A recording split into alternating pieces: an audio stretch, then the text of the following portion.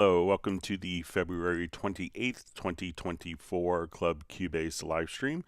My name is Greg Undo and I'm the host of the live stream today. If you've not attended a live stream before, how it works is we can submit questions in advance by sending an email to clubcubase@steinberg.de, or we could just simply ask the question in the live chat field.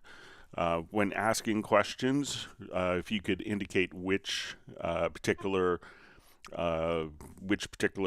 version of Cubase you're running, so if it's Cubase LE, AI, Elements, Artist, or Pro. Also, if we could indicate which version number, so if it's 11, 12, or 13, or 14, and which operating system that you're running. We should have we should have all of the topics discussed in today's meeting indexed and pinned to the top of the comments field. So you could search for it. We'll be doing in about 2 hours, starting our Zoom social meetup. So we will be doing that in about 2 hours from now, and it's a great opportunity to meet other people that are in the live streams, and it's always a wonderful discussion. I look forward to it every month. And as and if we want to search for topics that have been covered in previous sessions, we can go to cubaseindex.com, and we want to thank Jan from Stockholm for creating that website. And as we we'll thank him for that. Sorry, I had 2 different live streams going on, so I'm trying to get people to migrate from the other listing that was posted by accident.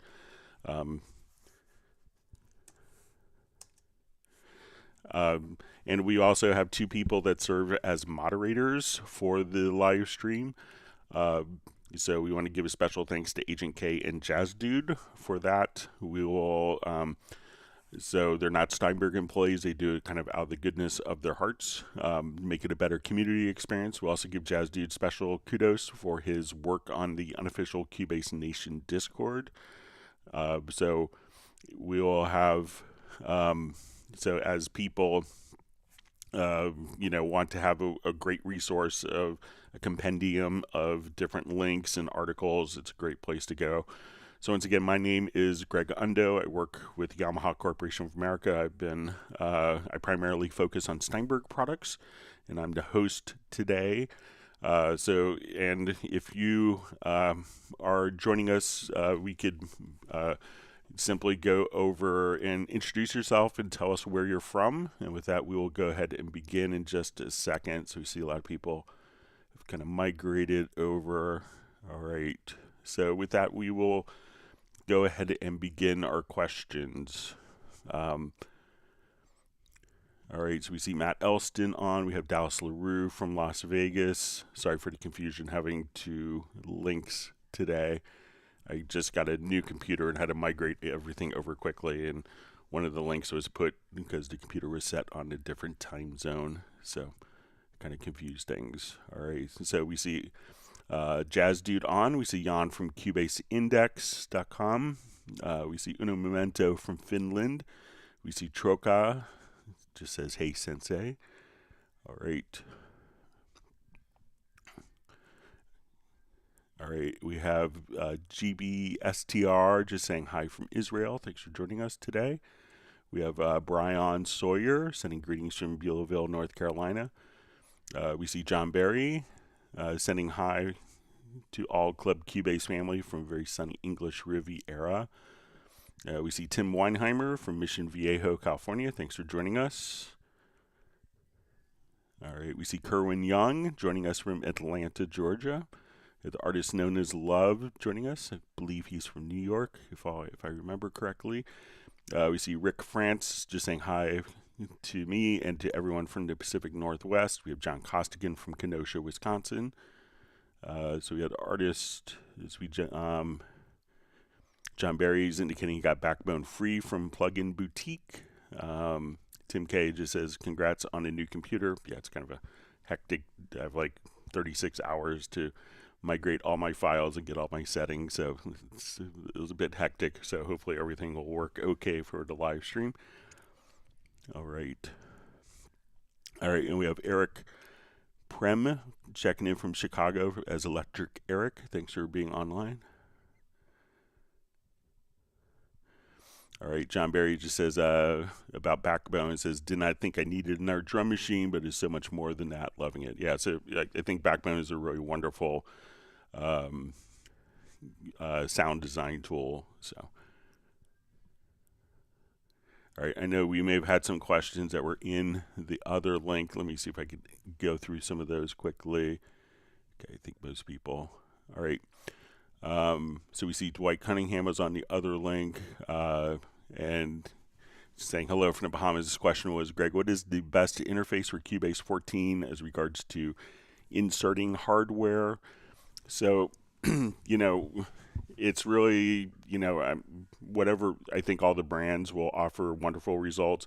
If you wanted to work with hardware effects and instruments, getting one that has like at least 8 analog ins and outs. So ideally you'd want each one of those, like external effects and external instruments, to be able to have inputs and outputs. So that with the instruments you don't need outputs, but just kind of the audio out from the instrument connected to inputs.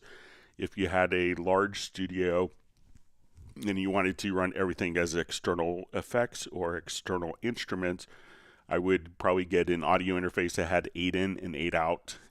And if you wanted to be able to expand that, maybe an interface that had like a couple of 8-out input and output ports, and that way you could buy another converter to add on to get another 8 channels or per 8-out port at 44.1 or 48K. And if you're doing 96K, you would get 4 channels per 8-out optical connection. And that gives you the ability to kind of have a modular expansion. So I would probably get an audio interface that has 8 in and 8 out analog, as well as maybe like at least one or maybe 2 8-out light pipes, so that you could actually expand if your needs increase. All right, so we see Tim K is also on from Zeist in the Netherlands.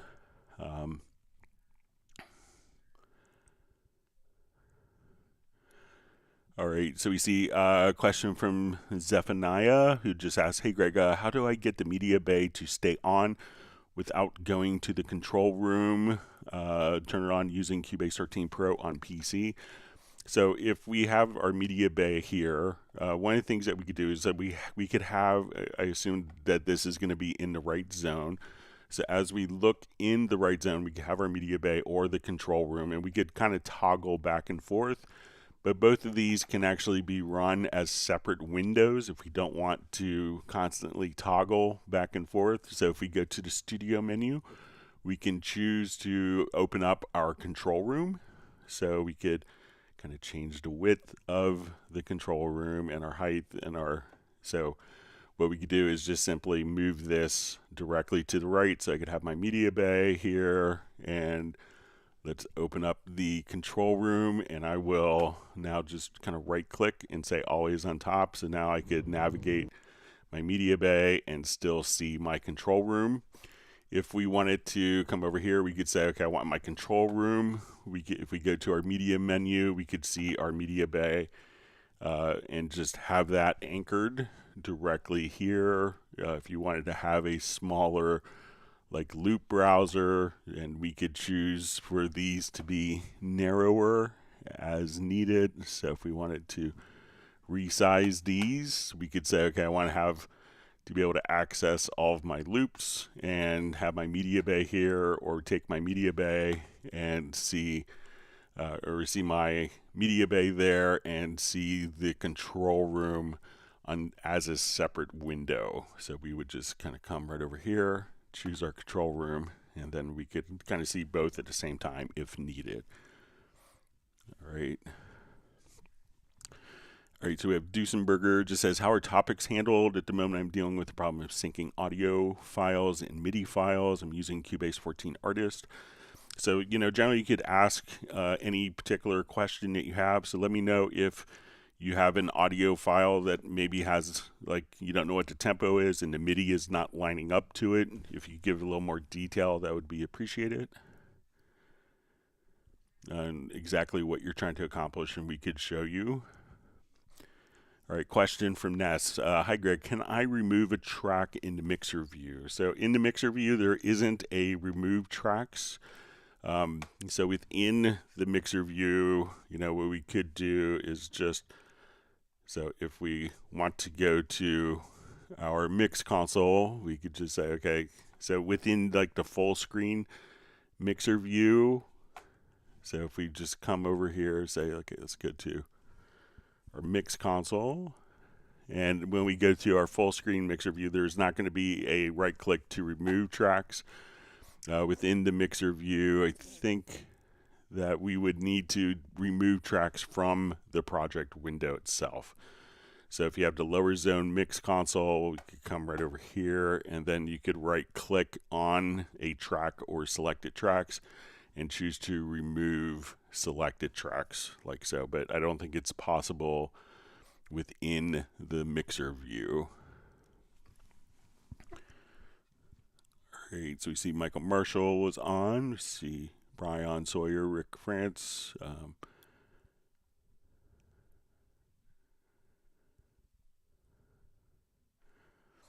right, so I think, let me just jump over to the correct time here.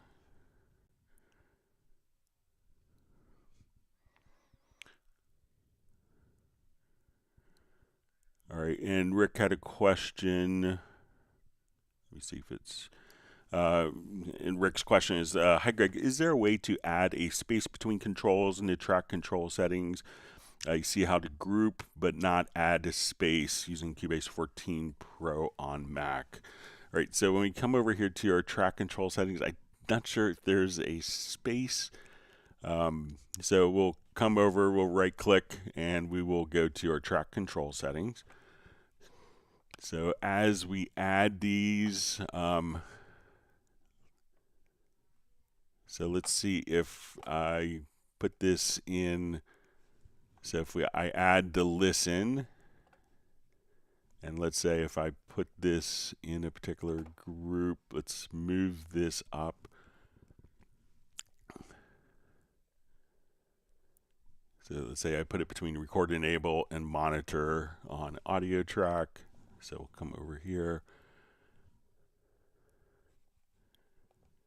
So let's see if there's a group. I don't think that there's a way we could put it into different, different columns, so like, or, different rows.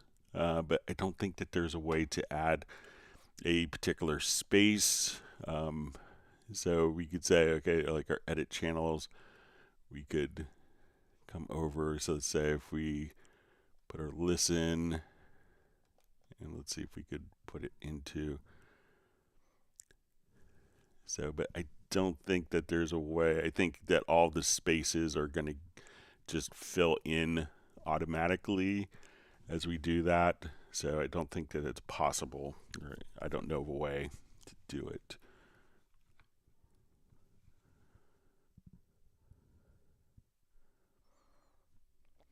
All right.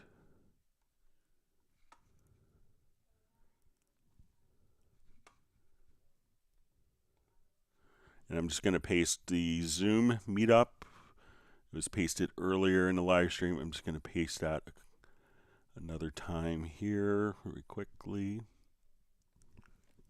so we could have people migrate to that.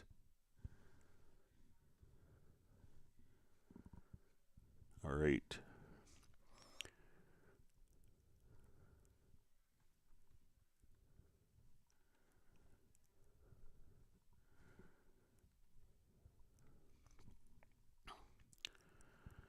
Okay, so we have Nikolai Svetkov checking in from Bulgaria. Thanks for joining us.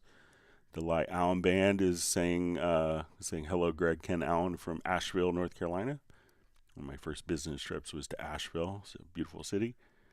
Hope you're doing okay after the storm.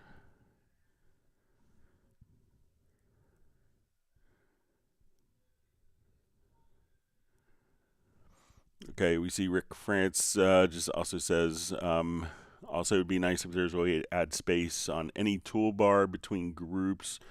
Is this possible as well? So I think that these are all kind of intended to, try to get as much in within a particular amount of space, like size constraints, because when we look at all these, unless you have like a really large computer resolution, you may not be able to see everything as intended.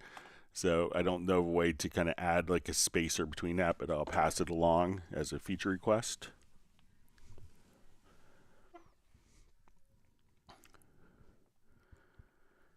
All right, so we have Xandral following from Malawian. Thanks for joining us. Great to see Val checking in from Vienna, Austria. Troca just says, what did Greg say is happening in 2 hours? So that would be the Zoom meetup. All right, and we have Rob Schmedicke from Tarpon Springs. Great to see you on.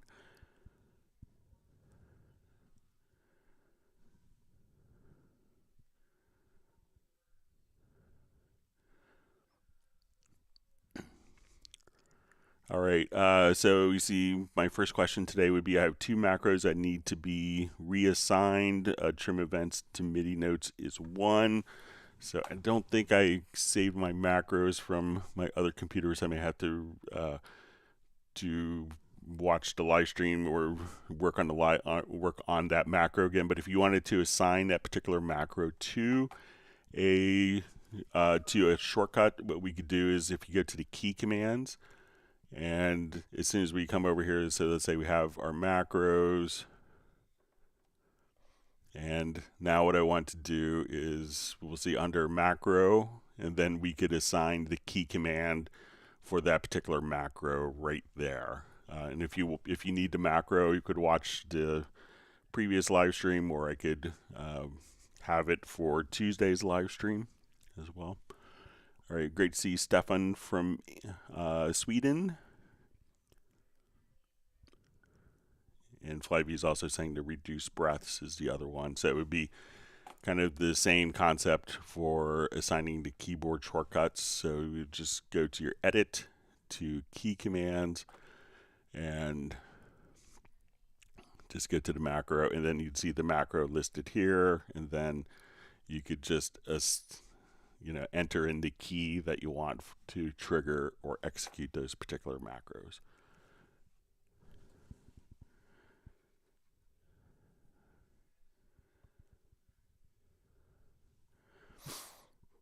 All right, Val asks how to print a group track without later processing and deactivating plugins on the effects chain. All right, so let's say if we have a group set up here.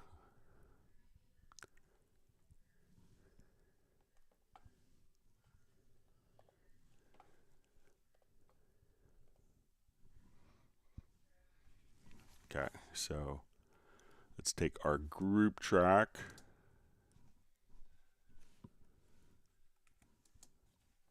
And so I'm going to take all of my drums and assign my drums to a group track. Okay, so we'll come right over here. Let's go add our group track to the selected tracks. So I want to say drums. Okay, so what we want to do, let me just check on the process, how to print a group track without later processing and deactivating plugins on the effects chain.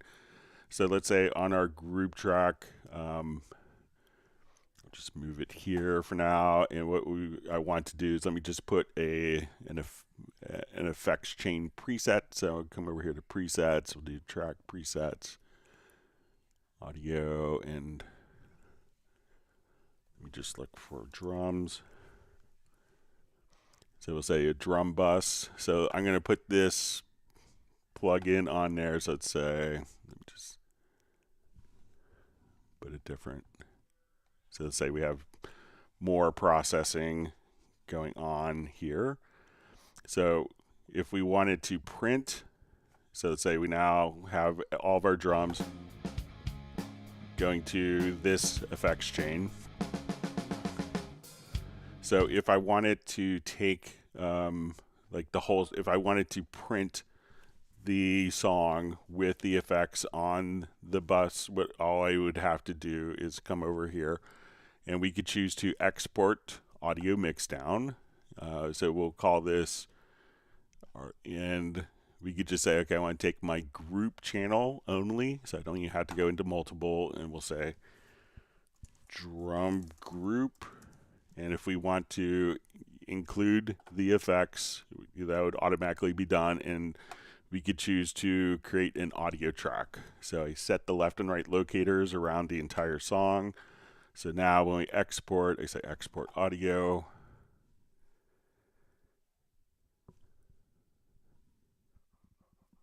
And we'll say okay. And now this is our drum group that has been processed with all of the effects. Now, if you wanted to work in real time, if you're doing, what you could do is just come over here and say, okay, I want to add an audio track, and I'll say the input is coming from my drum group, so we'll say our drums, and I'll say add track. So now when we play, I could just put this track into record, and the audio, the tracks going into the drum bus with its processing are now being recorded in real time. So if you want to do it much faster than real time, you could just simply export audio mixdown and then have that particular audio track rendered and placed into the project. But just by coming over here, export audio mixdown, select just like the group channel and choose to create an audio track. In just a matter of seconds, your group track will be printed with its effects. So let me know if that's what you wanted to do.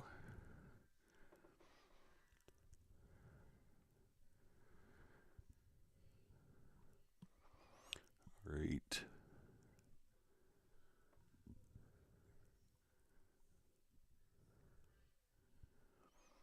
All right, so Val asks how to find the recording latency to set into studio settings. If you remember, my real-time prints are not aligned.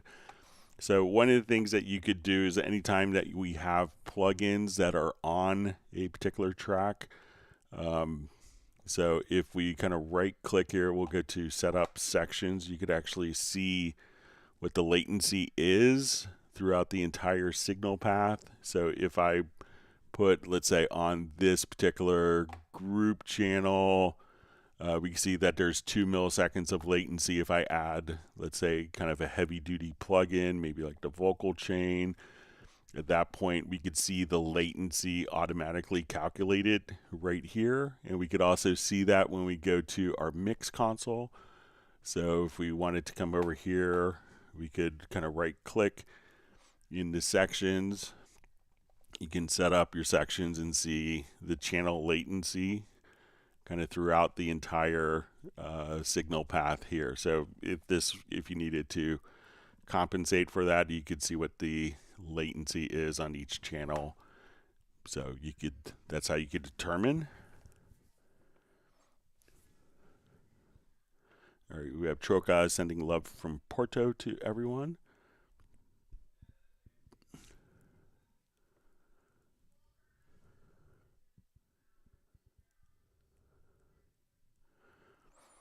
All right, Plastic People Records says, Greg, I free play a MIDI synth phrase that would logically be a loopable 4-bar phrase, but it's not aligned with the grid. I want to make 5-bar grid align with the phrase and not change the actual speed. Okay, so let me just do new project here.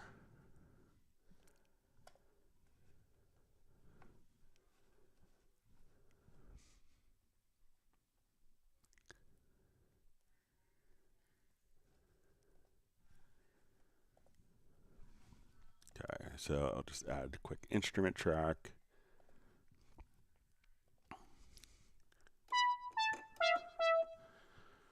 Okay, so let's say I just want to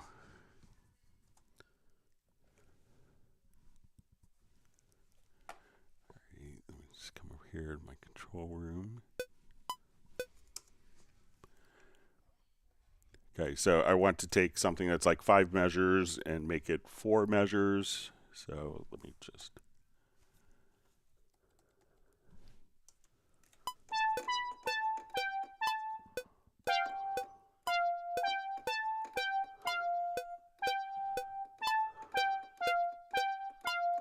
All right, so let's say we have 5 measures of data here, and we want to adjust our metronome so that the metronome is following, so that this is exactly when we end our part here. Let's say, just take my snap off. So while this isn't exactly 4 bars long, what we could do is come over and we're going to go to the warp grid mode. So we're going to activate this, and all we have to do is say, as we come over to our warp grid, we can now just take this, and what we're doing is the MIDI performance is going to play at the same time, but we're saying bar 1 starts at the start and it's going to end right here at bar 5. So as we do that, if we look at our tempo is 120 beats a minute now for this, and what I'm going to do is just simply drag that measure. So I go right below the bars, and now that bar is automatically going to fit. And we look at our tempo now so we could see our tempo now. We look at it is 94 beats a minute. So now when we play this, we can now just... So this may not make sense musically, but now we could have this data automatically loop in 4 bars. So the music's going to play the same, but what we're doing is telling the tempo that this is 4 bars instead of 5 or 6, and then it will adjust the tempo accordingly. So we come down over here, so we can see the tempo is at 93.822, and at that point we could just do that. So just grab the warp tool. You want to be in warp grid, select right underneath the timeline, and then you could just grab the bar line to kind of fit within the musical context, like so.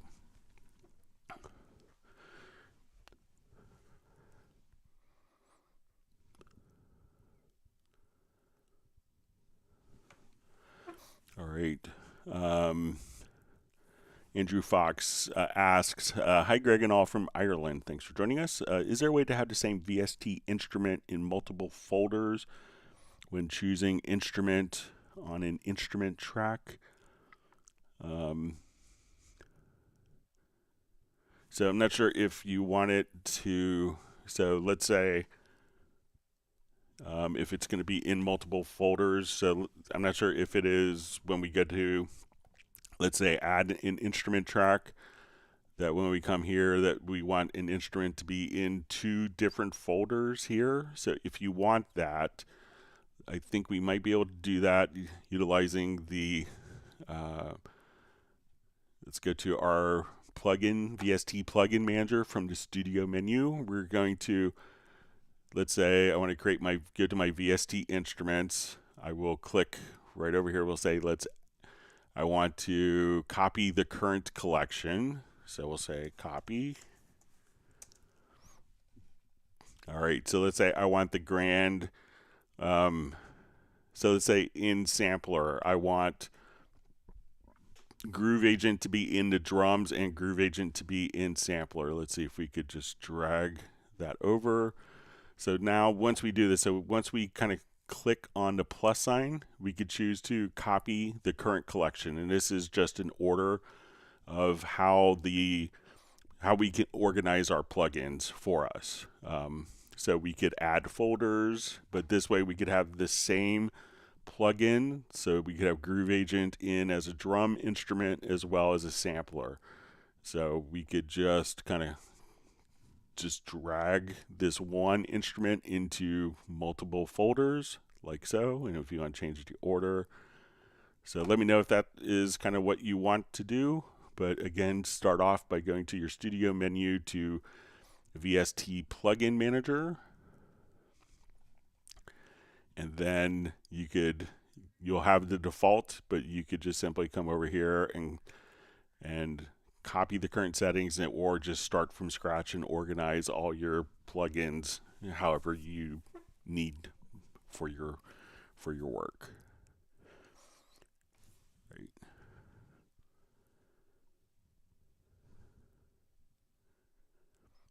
Okay, so I see Andrew just sent kind of a clarification. So I think what I showed will do the trick. Wonderful to see Gerald Ely from Martinez, California.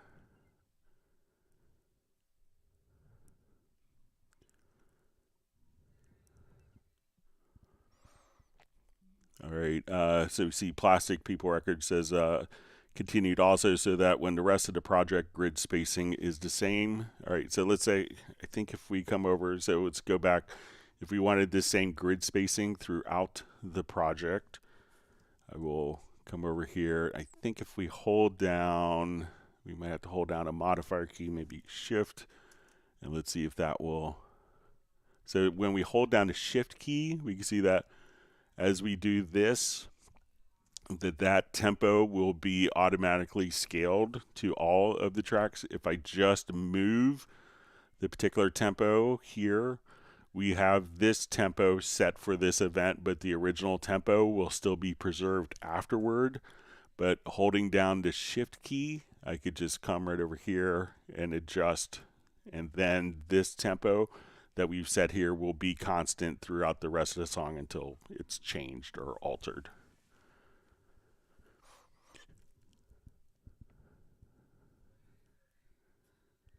All right, Rashab Saxena just asked, can you share some of your favorite MediaBay tips for less clicks?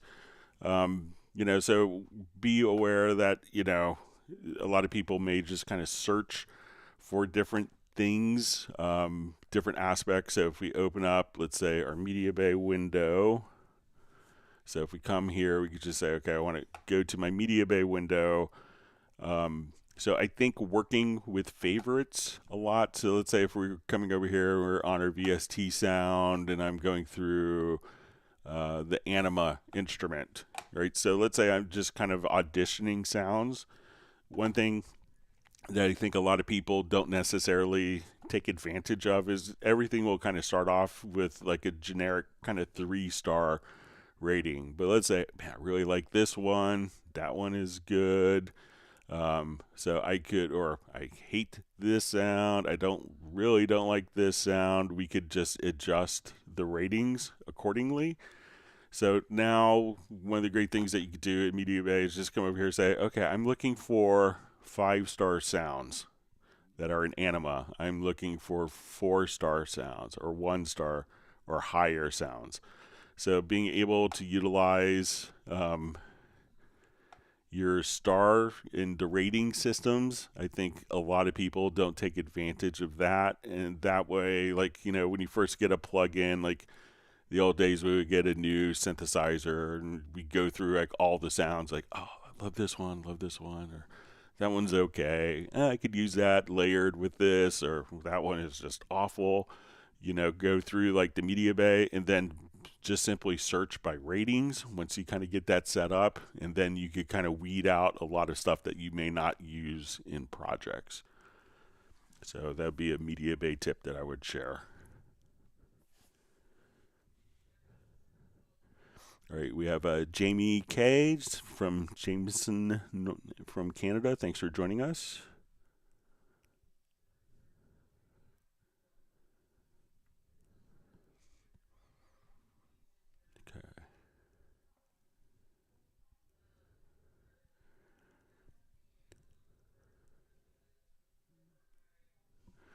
Okay, so Troka just says, sorry if I skipped your question. It says, I'm writing automation with physical knobs and the resolution seems low. Can we make that higher? So let's say if I have an audio track here. Okay, so just add an audio track. I want to come over and I want, let's say I'll just come over. Let me get to my MIDI remote.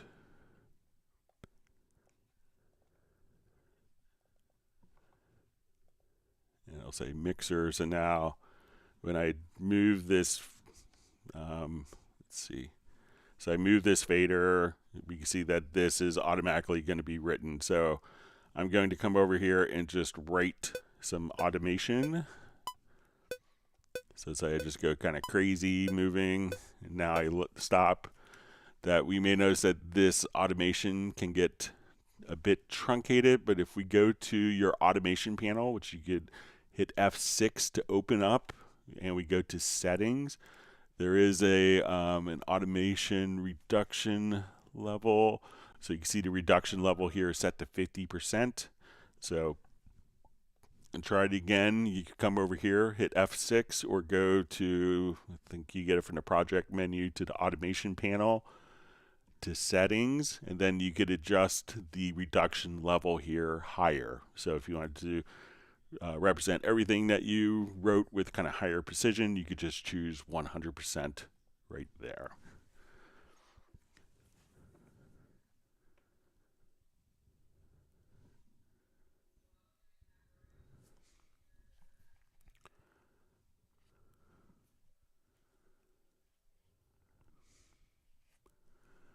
Okay. And sorry if I missed a question. So you see Plastic People Records. It says also, I see how signature track greatly affects the relation of number of bars to a loopable phrase, 1 4 4 4 16 4, etc.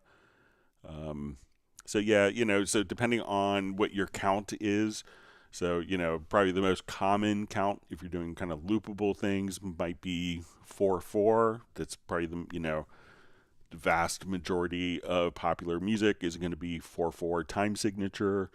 So, and if you're at 1 4, it could be that you're 400% of the tempo. If you're at 16 4, you could be at 25% of the tempo. So when in doubt, I would probably work in 4 4 for the meter.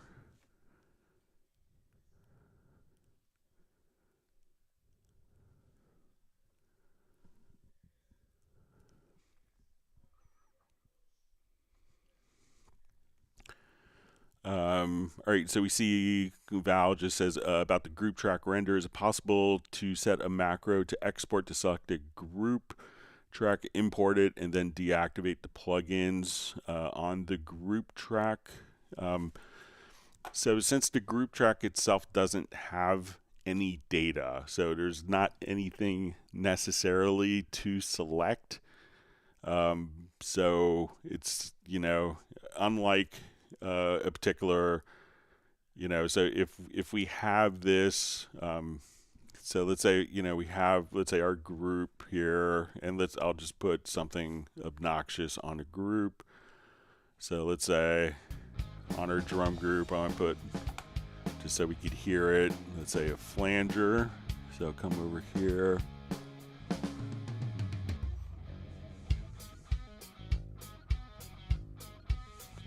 Okay. So, because the group is kind of like an empty shell that's just kind of processing the audio, what you could do is,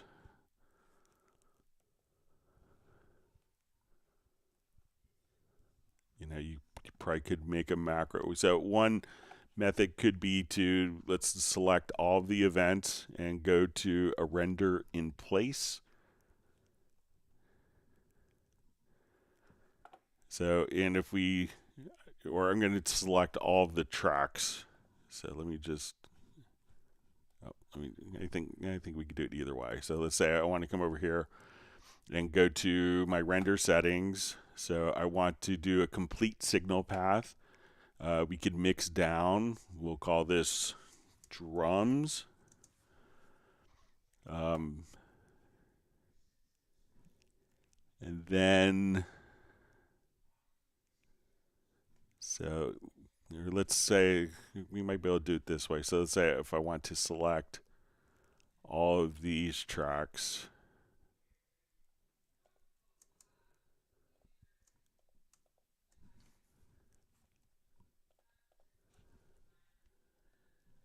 and see if we do, so we could do a render in place and mix down files. It's not gonna, So while this won't immediately deactivate this, what we could do is, again, let me select these particular tracks, and here we could go to render in place. So let's get to the render settings. We'll choose to mix down.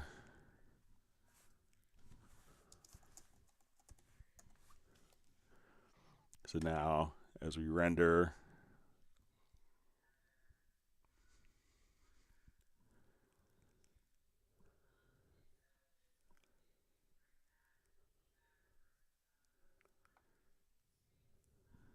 so those are, so I chose for those to be muted. So now when we play, we're gonna have the same sound. So everything is coming from this one mixed down track.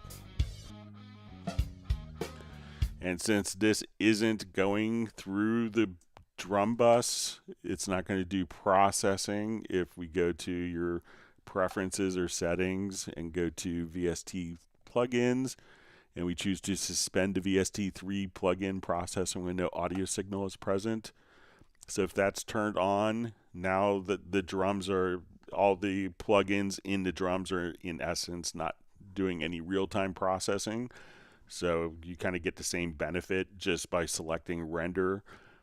And when you go into render in place, you know, when we do this, if we have multiple events selected, so we'll come over again to our render in place. You want to choose complete signal path, and then you could choose to mix down to one file. And then if you have that preference set, it's as if if it's not passing audio, then it's not taking any processing power. So you kind of get to the same place without having to do a macro.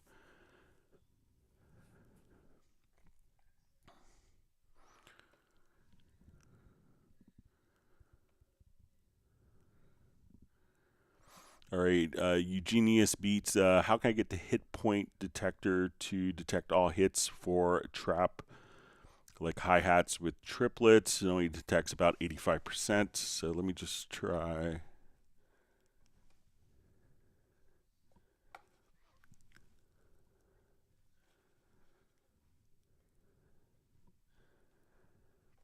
Okay, so I will.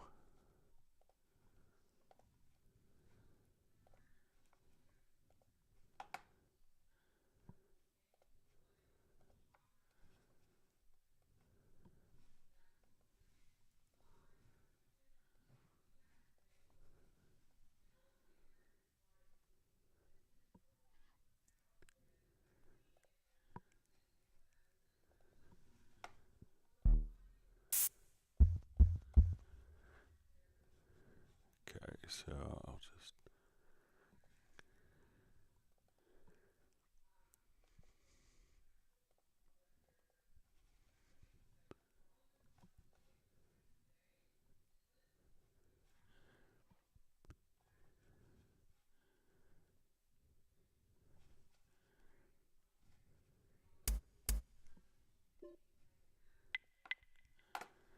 All right, let me just try just quick different kit and more traditional.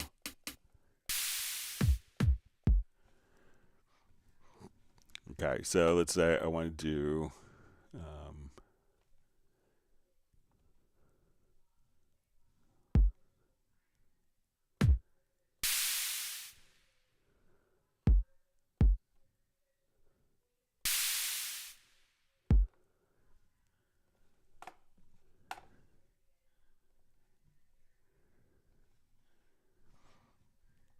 okay, and let's say I want to put in like 16th note triplets.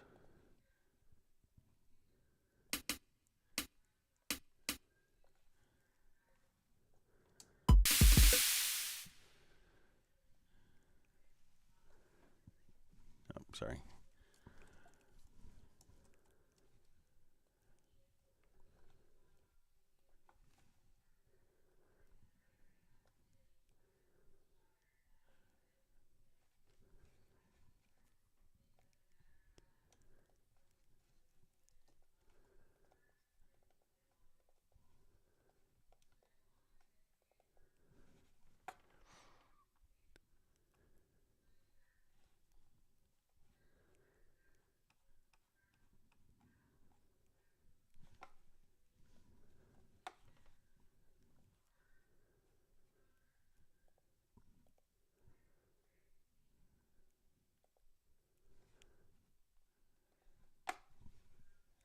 Sorry about that. Let me just.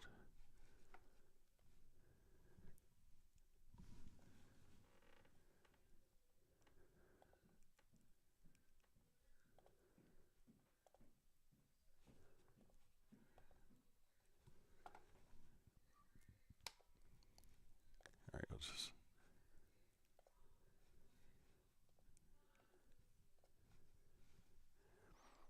All right, so I'm just going to build up a quick triplet type of pattern here.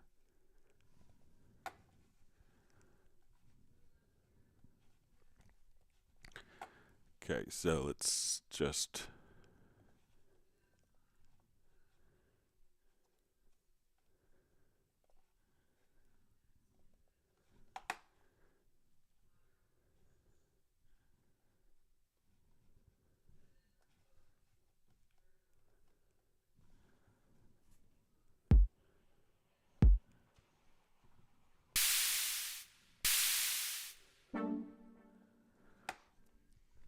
Okay, and we just put in like some eighth note triplets here on our hi-hat.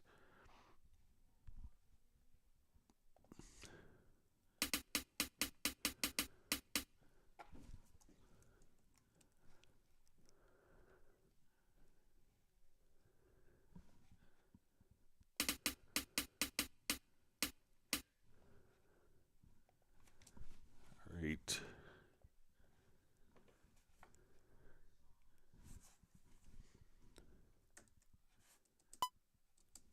So let me just.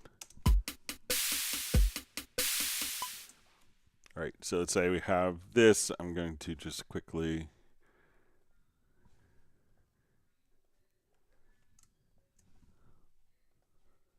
render this.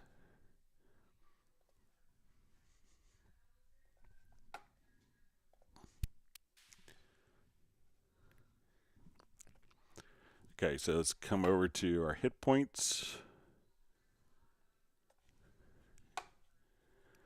All right, so let's say we'll do kind of our hit points here. And let's say we want to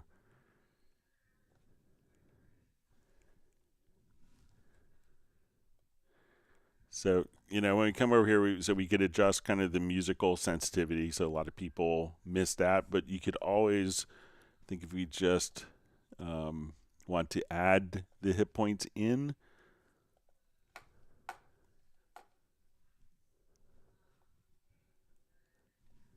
that, so say if we go to edit hit points, that you can kind of manually add in the hit points as you see fit. So now, like, we could work with the detected hit points and be able to do that.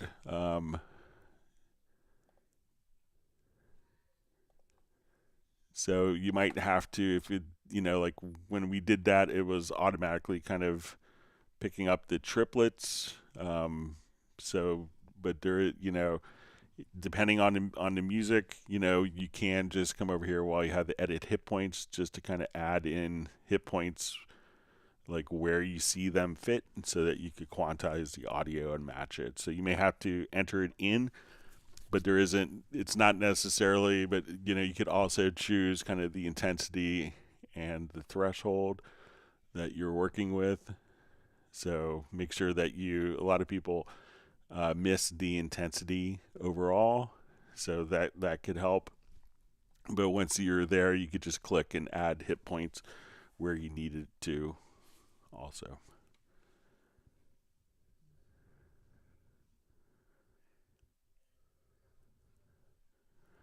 All right, Nick just says everyone hopes that everyone's keeping well. He wants everyone to hit the whack the like button.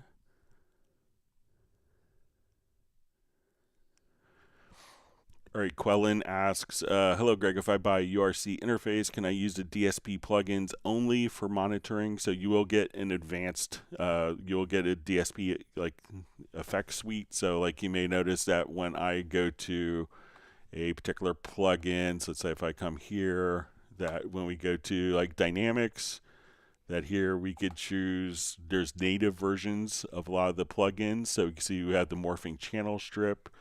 So we could come over here and you can see this is the same plugin that you get. You'd have a native version of that. You also will have, I don't have the license activated yet on my new computer, but you'll also see like the Rev X. And if we go to distortion, you'll see like the classics. These are the guitar amp plugins. So you do get native versions of many of the plugins directly that can be utilized right here once you have the URC interface.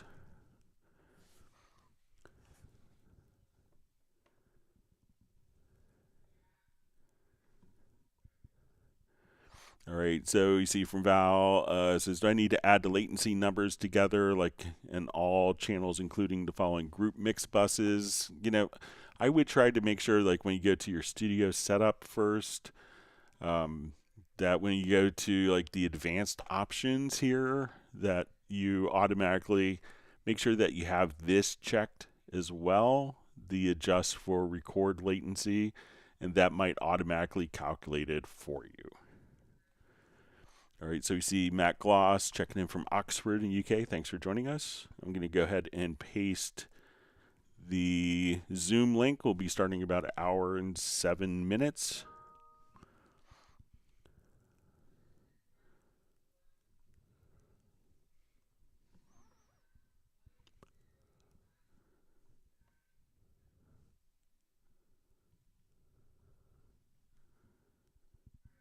Okay, so my chat field jumped.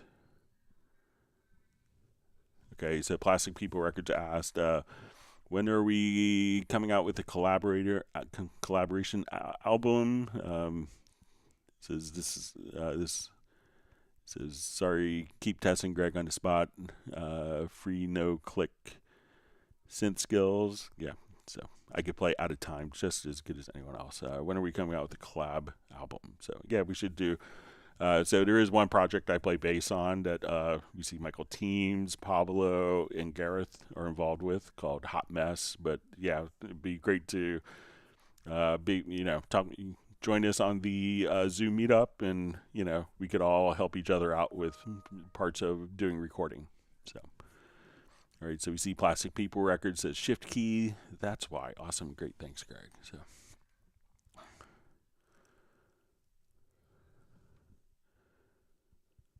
All right, so we see Andrew Fox says, thanks, Greg. I was just messing with a step to create a new collection. It's not possible to drag an instrument into 2 different places on default. So problem solved. Thanks. So you're welcome.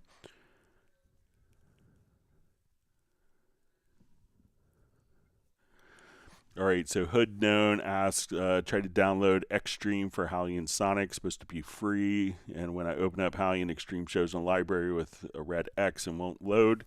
So even though it's free, you probably still have to go and activate the license. So, don't download it when you go for your Xtreme. You'll get a code. You want to enter that in the Steinberg download assistant. So just don't download it. You want to, once you register for it, you'll see that we'll come over here to the download assistant and enter there. But you could also just simply come. So we'll see you enter your download access code here. And if you did it that way and it's still not showing up, the license needs to be activated. So you would go to your activation manager and then just go to like Xtreme and then make sure that it's activated here. So while it's free, the license still needs to be downloaded to download access code. So do it through this, and that should kind of take care of it for you. But make sure that you actually have the license and it's activated here within your directly within the Steinberg Activation Manager. All right, Rick France says, thanks, Greg. Learned so much. Smashing the like button. Thanks for doing that. Appreciate it.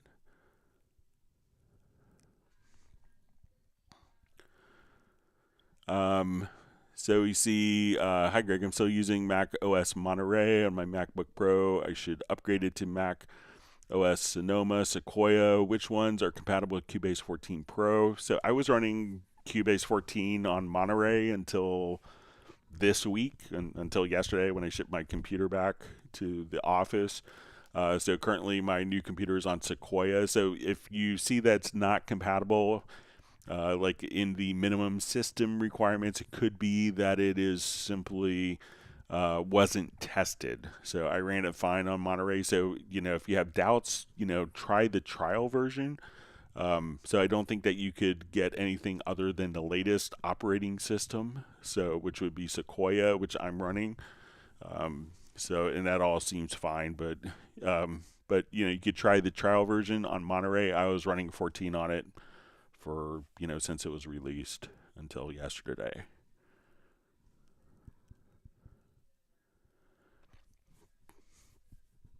All right, we see from Val says, thanks for the help. The only thing why I can't use complete signal path render is I have a lot of processing after the group that I don't want on the stem. Yeah, so when you do like the render in place and you go to your render settings, you do the complete signal path. That would do everything. If you didn't want to exclude the processing on later, then you just wouldn't choose the if later is going to be with the master effects, or I'm not sure if you're doing like parallel processing, but this would do up until like the groups, and this would do the groups and master faders. But you could always just set the group as an audio input on a stereo track and just hit record and print that way.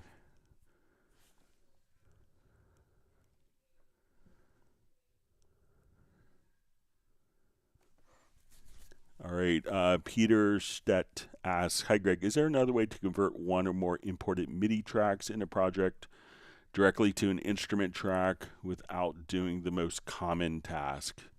So I assume the most common task is if we have a MIDI track,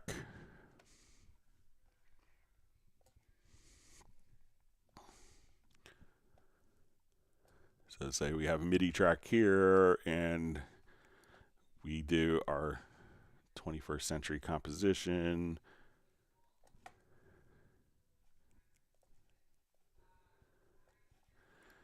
All right, and we want to copy this to an instrument track. So, a MIDI track and instrument track, while they, both host MIDI data, we can't necessarily take this and convert it. So you probably will need to copy. And if you hold down, let's say, you hold down the Alt or Option key, we copy, we can see that we're copying. And then if we hold down Control or Command, that depending on how we move, we can just simply kind of lock it in place. But there's no like convert a MIDI track to an instrument track to MIDI, because they are kind of two different entities on how they do the processing of the audio.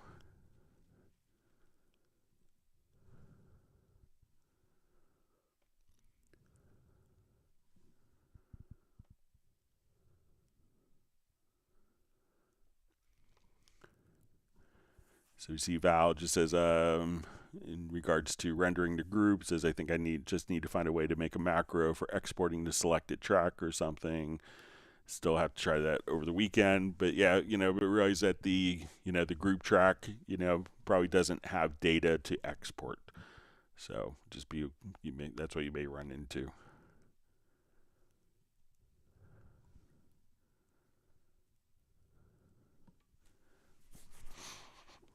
All right, so we see Obi-Licks Music says, Obliques Music maybe. Hey Greg, is there a way to include the audio track along with the instrument tracks with the show track with data only function? For the moment, I can only see instrument tracks. Okay, so let's take a look. Just open up projects. Let's say we open this up. All right, so we have audio and MIDI here. Now just add a couple tracks.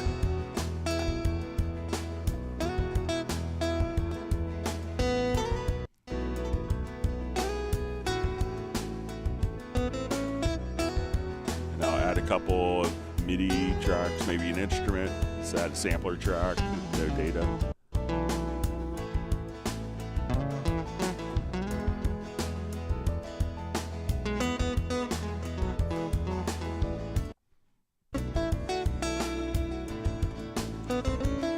All right, so say we have our empty tracks. All right, so you want to include the audio track along with instrument tracks with the show track with data only. All right, so let's say I have audio here. I also have instrument tracks. So let's say as we're looking at this, we'll have like the bass.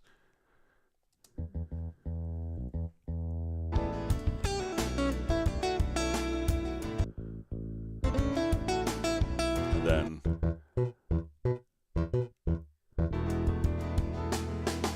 so when I come over here, we'll go to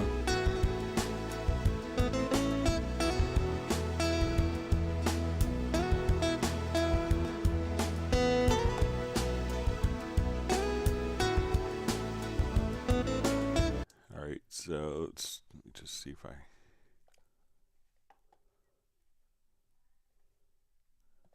right, so I'll just add this. So let's say I go to show tracks with data. So we can see all the empty tracks get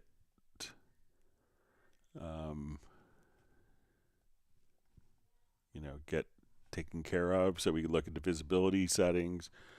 We can see that these tracks that have no data are hidden. So it looks like it's working for empty MIDI audio and instrument tracks for me.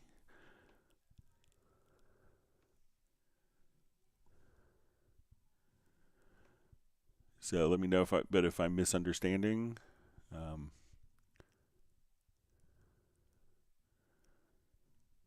All right, Matt Gloss asks, hi Greg, still working on creating harmonies from last week. Is there a way to use lanes to audition variations in, say, a 3-part vocal harmony? So when you're doing lanes, so let's say if I was here, and it's not a vocal harmony, I realize in this example, but you think of think of it as one voice per track. So if I'm over here and we open this up, so when we go to our lane view, I'll just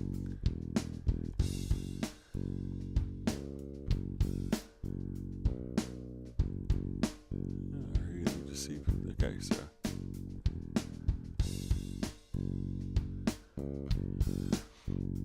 so when we do this, it's only going to be kind of one voice that's going on at a time. So, I mean, you could just come over here, and once you have the comp tool, if you wanted to audition, you could just hold down and click over the lane you want to hear. But it's not like where we could just take a combination and say, okay, I want to hear this lane and this lane, because this is designed to have one voice playback at a time, and it may have been, and people would do like a lot of really creative stuff like that, like 30 years ago, and you're like, wow, I can have 4 audio tracks on my computer, and they would just, be incredibly careful to, have only 4 voices playing. But since we have kept, essentially hundreds of voices playing, it's probably not as crucial now. But if you want to audition in different lanes, just grab the with the comp tool, just hold down the command key, or command or control, and then you could just audition each section where you click.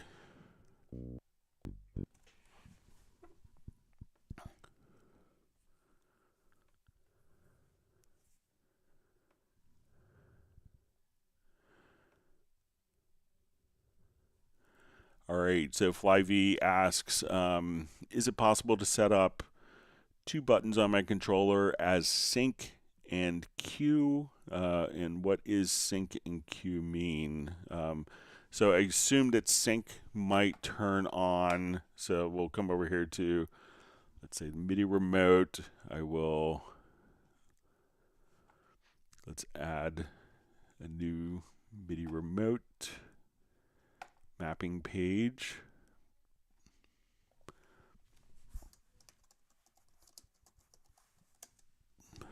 Okay, so we will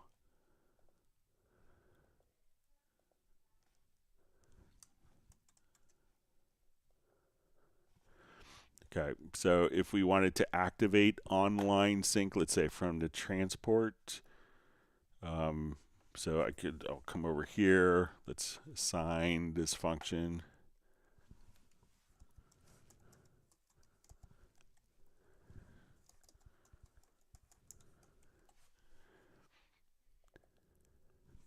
So now we could turn external sync on or off, and if we have this chosen, so let's say we have external sync there, that now we could turn off and on external sync. And if you wanted to listen to, let's say, Q1 in the control room, so let's say I want the second button to switch to Q1 to here. So I'm going to come over here, type in Q.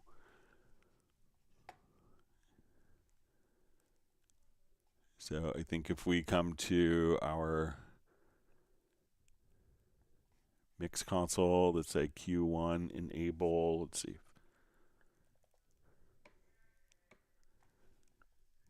We'll say main select source Q1. So we'll apply that as the mapping. So now when I hit this button, we could just go to monitor and listen to the cue right there. So let me know if that's what you want to do, or if I'm misunderstanding.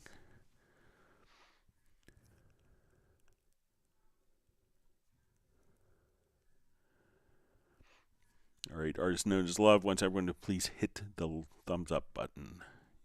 You ingenious beats just says thank you, Greg.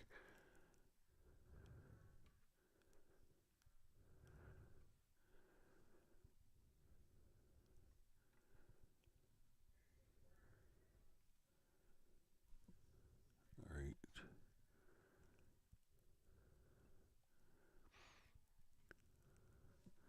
All right, Ezra just says hidden features that most of us don't know but are essential for our production. So hopefully everyone picks up one or two. All right, so we see Troka says that he has to leave and he wants everyone to stay well, and thank you. The automation tip was perfect. All right, we have Pertti Komenen checking in from Finland. Thanks for joining us.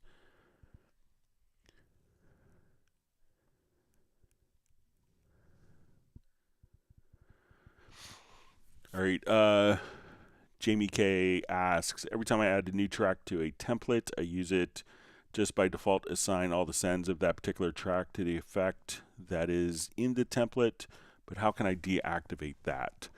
All right, so if you don't want tracks to automatically kind of assign the same effect sends, what you could do is let's go to your preferences or settings.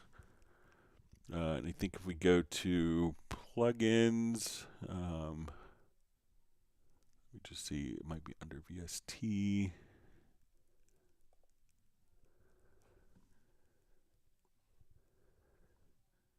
Oh, it's this preference here.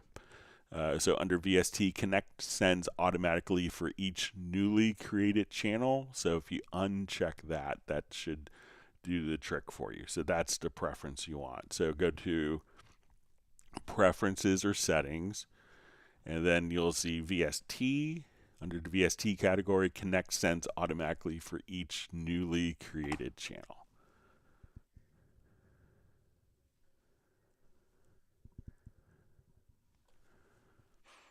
All right, so see Flyv says, by the way, I figured out how to set my 3 MIDI remote knobs, faders, and pads, all with custom colors on the lights. Good for you. Great job. All right, so we see Cornell joining us from the Netherlands. All right, so we see Ezra just says, why does Prologue work for me on Cubase Pro 14? So I don't think it's officially supported or sanctioned, but there are like some files that you could probably copy from one location to another location, like a particular VST plugin set, and those plugins will be available to use. So, but it's not officially supported. All right, Richard Carpenter just says, thank you, educational.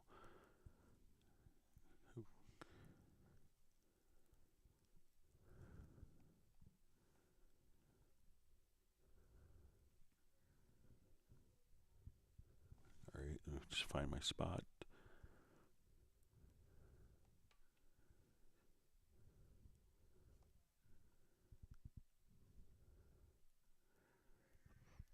Okay.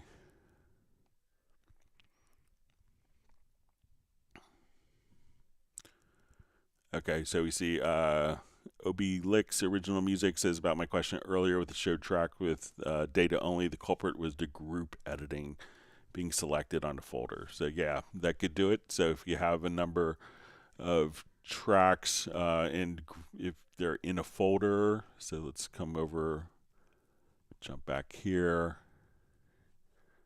And for those that aren't familiar with this feature, we can take your folder, and if we wanted to kind of, as we do editing, we could do group editing. So this way, as I kind of cut, I could cut all of the tracks within the folder. So that would kind of treat all the elements in the folder as a single entity, and that could affect the configurations and visibility presets. All right, wonderful to see Michael Pierce on. Thanks for joining us today from Grand Chapel Studios in England.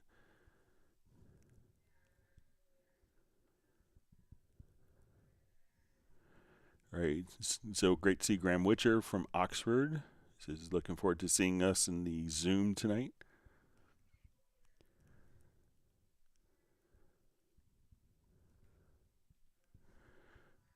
All right, so we see Alan just saying, Alan from Scotland here, thanks for your help last session. I now have Expression Pedal doing all kinds of cool stuff. That's great. Thanks for letting us know. Just going to see if we have other people still. All right, so. All right.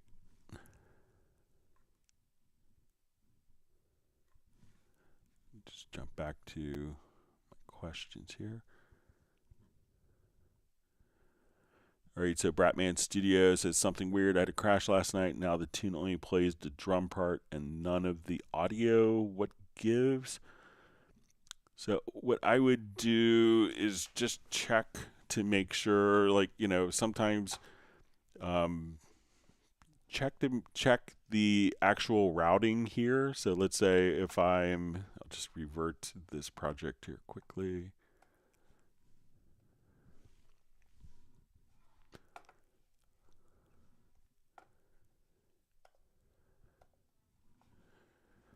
So sometimes what happens if you had assigned a bus, it could be perhaps like, you know, if you added a group channel, all these tracks were going to a group, or it's a plugin.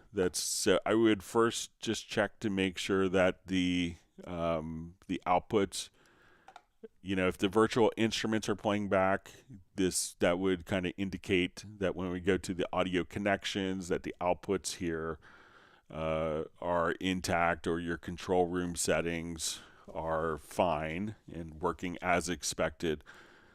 Sometimes if there's a crash on the system, it may just simply come over here. Like if I switch these all to a particular group, so let's say I add this to a group,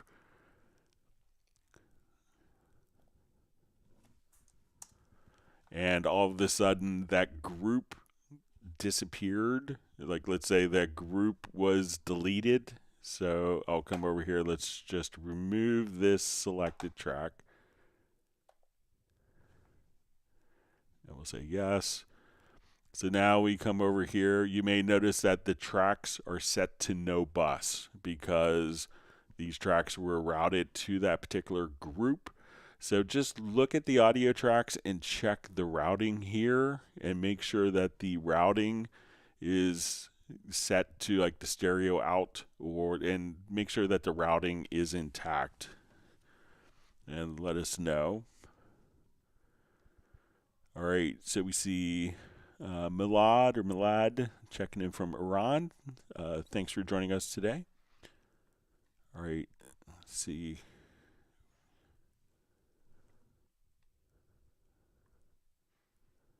All right, I know we had a couple questions that were sent in advance, so let me get to those. All right, so we had a question on how to work with transposing instruments in the new score editor. All right, so let's go ahead and take a look at the new score editor. Let me just open up a project that has some, I think this will have some transposing instruments.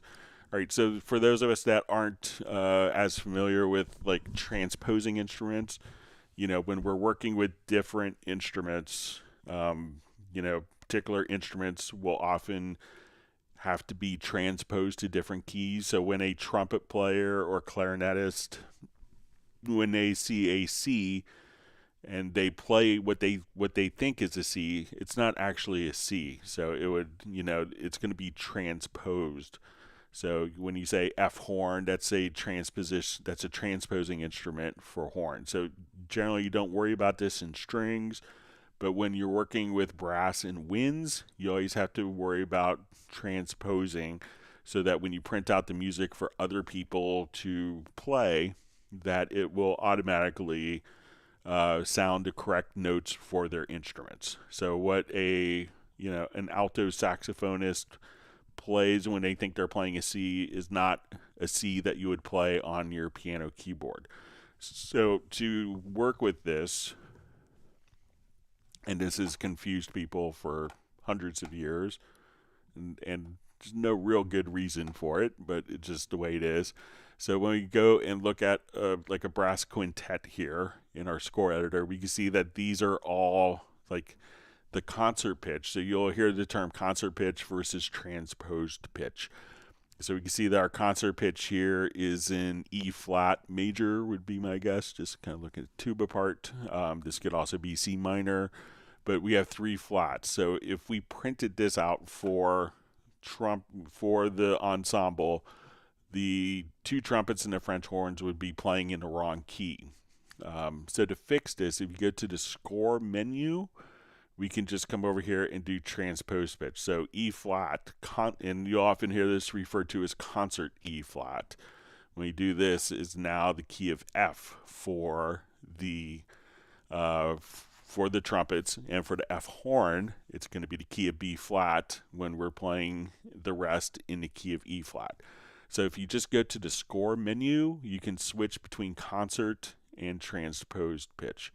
So I think if we're in concert pitch, and if we just look at one particular part, let's come over here and go to our score editor. So again, we could just come right over here, we go to the score, and we want to say transposed pitch. I had a friend, and this is my friend Joey Misculin, who's a wonderful producer, engineer, worked with Johnny Cash, and if you ever watched the movie Rattle and Hum by U2, he was doing the horn arrangement when they went to Memphis to do a session, and he was like, I'm going to get the horn parts right, because he had like the Memphis horns on the session, and he did the orchestral transpositions correctly, and then they go to hit the first note of the chord, and all of a sudden it just sounds awful, and he's like, I did everything right, and the horn section was like, oh, we're so used to no one ever doing the correct orchestral transpositions for us that we just transpose it automatically in their heads because no one would ever do it correctly. So he did it correctly once, and then it kind of got messed up because he did the right thing and did the orchestral transposition. So when you're working with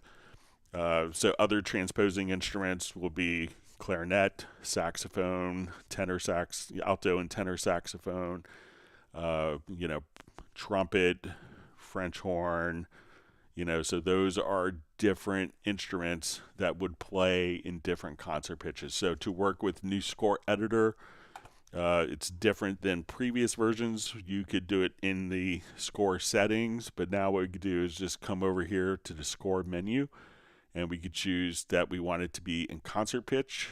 So that may be what the conductor wants to see, or we could choose to go to your score menu to transposed pitch, like that.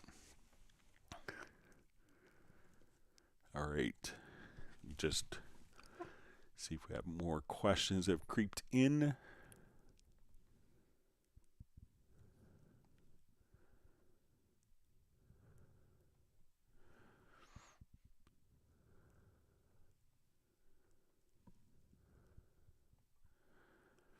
All right, so we have the wonderful Fred Corey on. It says, seems as though something in Halligan Sonic is crashing my system. Is there a way to see which program or patch in Halligan Sonic is causing it? So is it an existing project that's loading up, or is it crashing on playback, Fred? Or is it not loading a particular sound? If you could let me know, and if you know like which libraries perhaps you used, and if you want to email me a project file of just the MIDI information, you could, I'd be happy to take a look at the project as well. And everyone should check out Fred's orchestration work. He just did a cool project with Billy Morrison, Ozzy Osbourne, and Steve Stevens for a new song just released this month. So everyone check out the video. Maybe Jazz Dude could do a link to it, but check out the Fred did an amazing job with the orchestration that he did in Cubase. So kudos to Fred for that. And Fred, if you want to send me your project, I'd be happy to take a look at it tonight. All right, so we see Bratman Studio just saying, Greg, that was it. The inspector, most tracks went to no bus. Thanks. All right, so we're glad that was a one click from happiness type of function for you. All right, so we have Arcow773 checking in from a very windy Chicago. And Chicago could be windy, so when it's a very windy Chicago, it's very windy.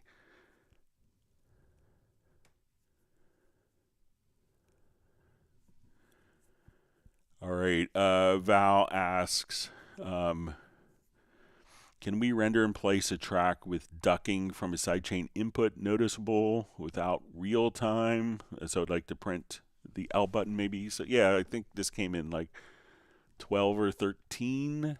We could render. So let's see if I have this project. Come over.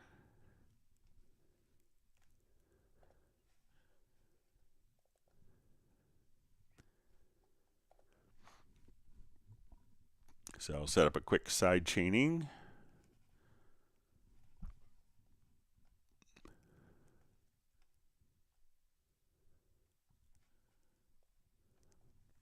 All right, so let's say we have this going on. Make sure I don't kill everyone volume-wise.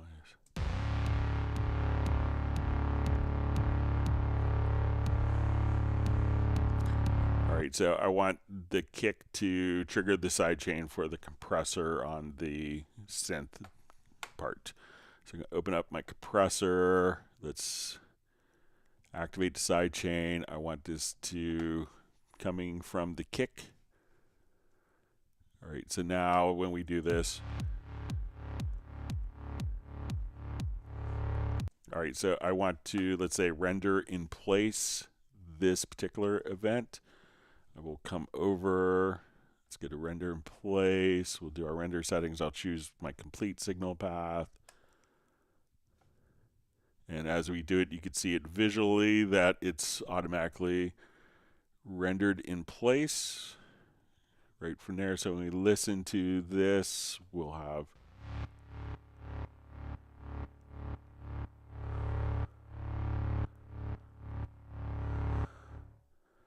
so you could just simply, select that event, and the side chaining will automatically be included within the render in place. So let me know if that helps you out.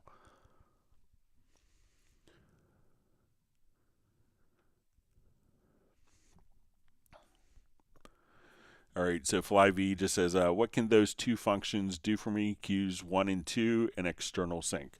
All right, so if, in the older days, we used to synchronize tape machines to sequencers, or video decks, sequencers, or digital audio workstations to video playback. So it's very common to have and often you would call it like MIDI timecode or longitudinal timecode, or LTC, MTC, or SMPTE timecode.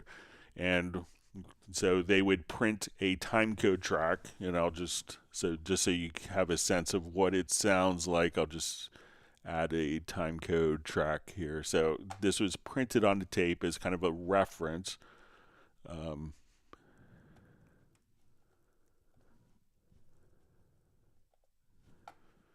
All right, so if we were to kind of turn this on, I'll turn the volume down. So this is what SMPTE timecode sounds like, because we actually give you a SMPTE timecode generator plugin. So as we play, you would hear that timecode. So that timecode, when it was printed on tape, you would send it into a synchronizer box.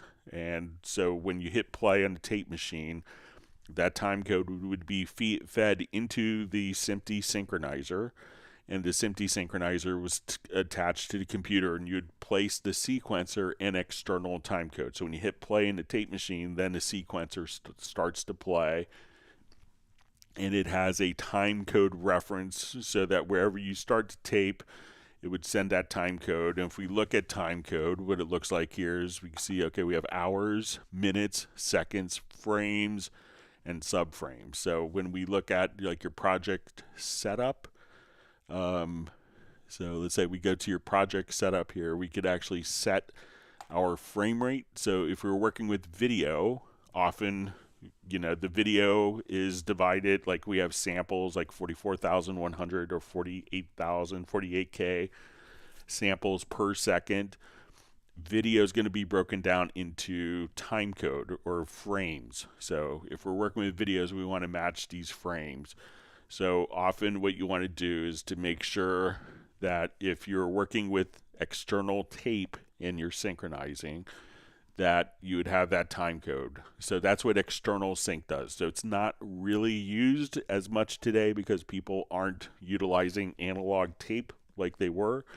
So, a lot of people 30 years ago would have like an 8-track tape machine. One of the tracks, track 8, would be the timecode, and that could drive all of the MIDI sequence information. You wouldn't record that onto the tape, but that one track of timecode would then synchronize all of the MIDI and computer information. And Cubase became incredibly popular because, especially on the Atari computers at the time, you will hear people reference, oh, it had such great MIDI timing. And often what they mean is how well it's synchronized and how fast it would synchronize, or whether it would drift out of time from the tape machine. So, and with the Atari operating system, while you still hear people say, oh, the Atari was the tightest MIDI timing, is because we could basically not use the operating system, and we could bypass the operating system to have like direct SMPTE timecode support without having to convert it to MIDI timecode. So that's when you'd use external sync, when you're synchronizing to a video deck, to a analog tape machine. Now when we deal with cues 1 and cues 2, those could be like different headphone mixes. So if we wanted to, like the singer wanted to hear the headphone mix, but they wanted to hear themselves louder so that they could get a better performance. The bass player doesn't want to hear the guitar or piano as loud, but they want the kick drum louder and themselves louder. You could set up cue mixes utilizing the control room. So as we come over here, we could just say, we could have cue mixes, and we could take each track And I'll just set up all my sections here. And then each track we could set up kind of like headphone mixes versus like what the mix is being heard. So when we switch from Q mix to Q mix 1 to Q mix 2, we could say this is what the bass player is hearing, this is what the singer is hearing, this is what the drummer is hearing, and the guitar player is hearing. So you could, each of those musicians could have their own independent Q mix within the headphones. And again, think of the Q mix as everyone's individual headphone mix. So those are what those particular functions do. All right, I'm going to paste the Zoom meetup. So let me paste that.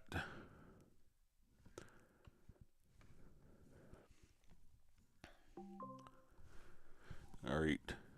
So we see Val just says sorry, he has a lot of questions about printing. So it's like, no problem. We're here to answer all your questions, no matter how many questions you have. So. All right, so we see Tim K. says, great explanation on transposition. I never understood how my teacher in band class could keep it straight, let alone orchestra conductors. Having started on clarinet, my ears still hear in B flat. Yeah, so the conductors, a lot of times the conductors score, you know, like more advanced orchestras, you may have everything just written in concert pitch because they don't have to tell the musicians what to do, and they could see their parts. But I had a college professor that was fascinating. He's probably like the most talented musician. His name was Dr. Hyatt, and he taught like theory at our college. And he could actually like just take a full orchestral score and sight read anything down and do all the orchestral transpositions for the brass and condense it down to a piano performance in real time. It was just freakish what he could do. And we had one kind of staff accompanist who was amazing, who, you know, she would get flown to Europe to accompany people. And I remember there's one Rachmaninoff piece that she couldn't play. She just couldn't get it together. And Dr. Haidt was able to sight read it down. But yeah, some really like sick people can, you know, that are just so incredibly talented can just do like transposition on the fly and do full orchestral reductions on the fly. Dr. Haidt was just amazing to watch. All right. All right, so we see Fred just saying, thanks, Greg. It's great catching up with you the other night, Fred. Fred's one of the nicest people I know. All right. See, Val says, decide to work on an LLM like ChatGPT exclusively for Cubase questions. I'll call it Greg GPT to be finished when I retire. So I just hit my 20 years with Yamaha today, so hopefully I will get another 10 in. So we'll see. But yeah, it's interesting. I had BT, kind of the electronic artist and composer, you know, he's like, I tried to get all my questions answered with ChatGPT, but it didn't get it. Can you help me? So I was able to beat out ChatGPT. So, but I'm also the one that's put up like 450 live streams or something, talking for 4 hours at a time.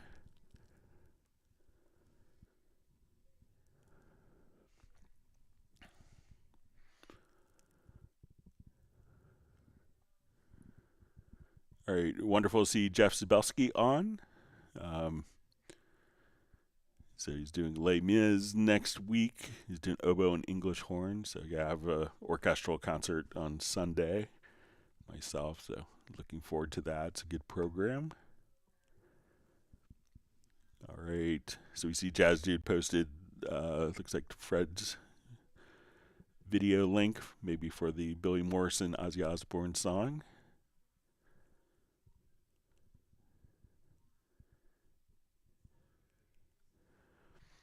All right.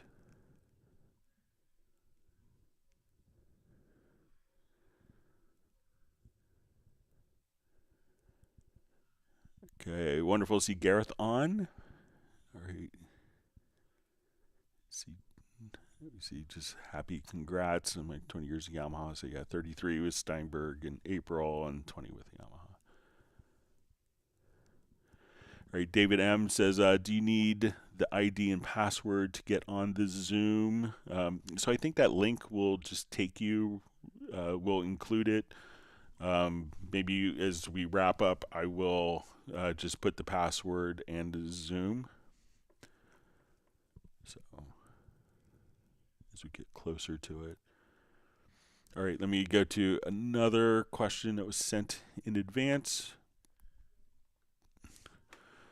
All right, so question, I can't hear the VST loop sound and I can't preview them. All I see is a red dash.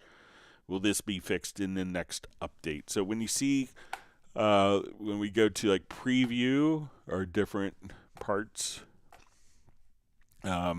and we're in MediaBay, let's say we come over here, we look at this, and if we see like this little icon here is red with the kind of a horizontal dash, that would indicate that you don't have a license for that particular library. So, and again, sometimes when people go to, let's see if I still have it open, I'll go to the download assistant here.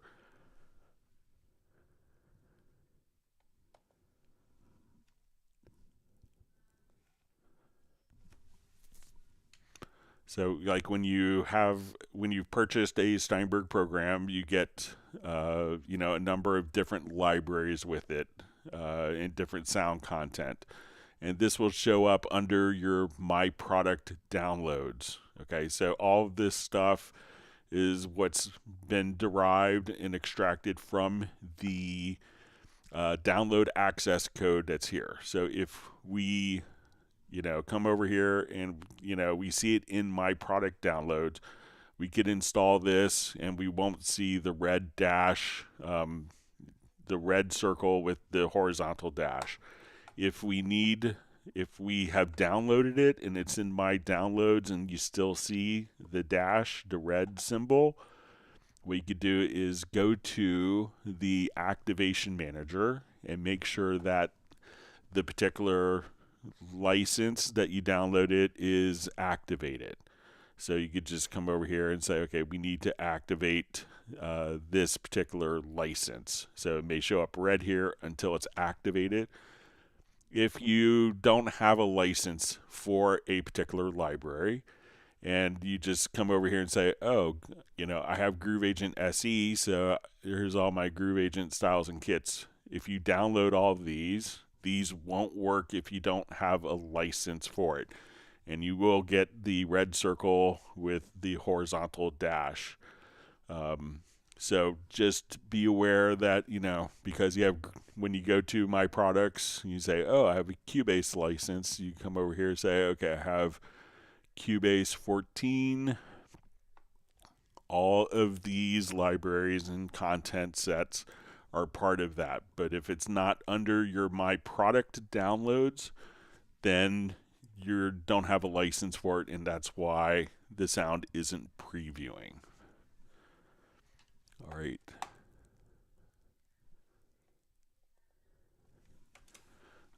Just jump back to our live chat here.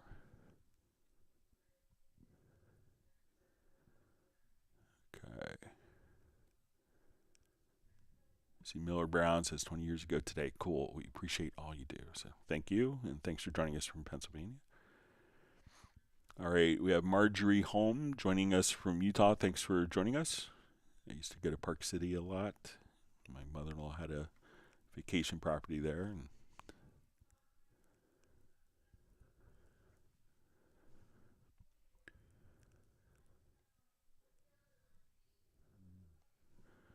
all right, Steve Green just says, Greg, is the Club Cubase index going to be updated for 2025? I'd like to review a question. Thanks. So I think all of the live streams have all of the questions, and maybe Jan could comment. I haven't looked at the Cubase index, but I think he's usually pretty good about getting all of the topics over. And if anyone wants like a Word file, with all of the links, I have like a massive, it's probably like a 700-page Word file with all of the links, all the Club Cubase links. So I'm happy to share that as well. You could reach out to me. But I think that it would include all of the 2025 live streams as well. All right, so we see Volker. It just says Cubase is a huge music.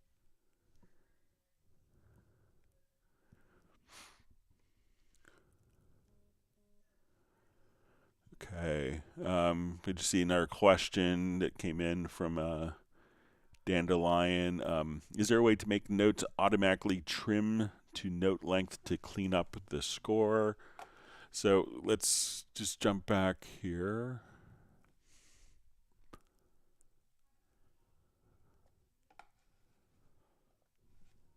Activate this.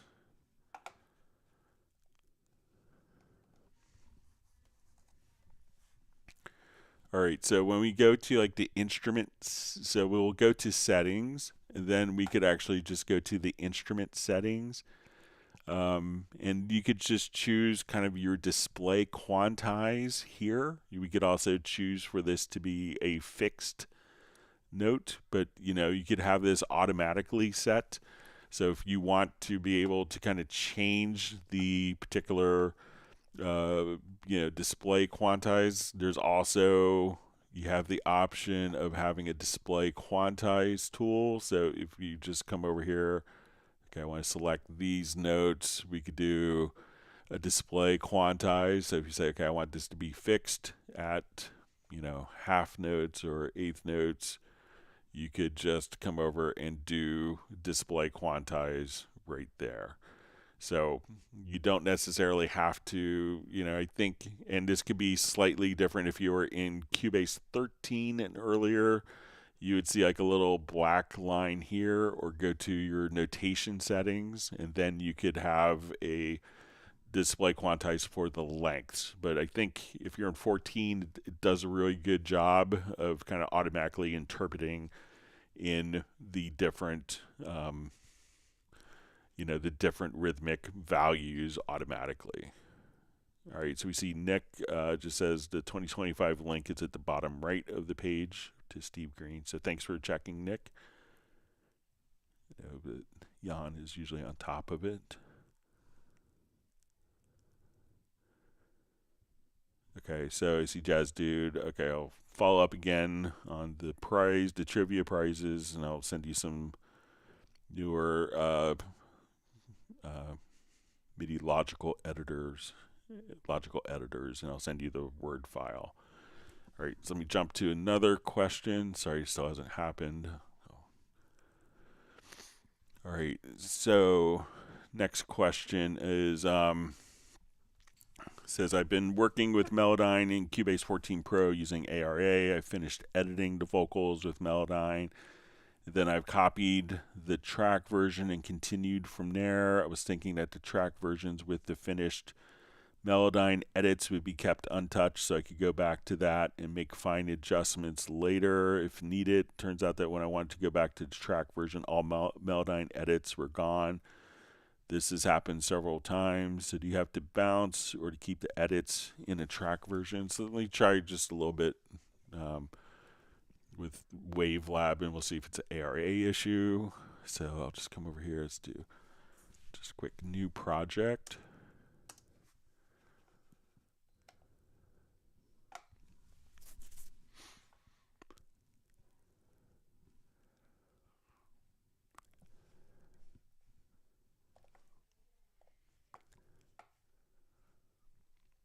Okay.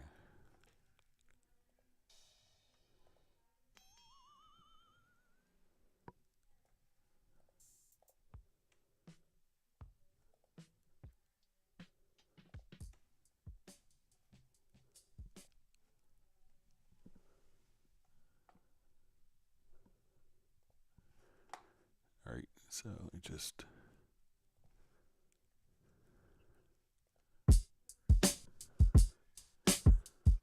All right, so let's come over and let's say I have this particular file, And I want to do just some ARA editing, so I'll take it into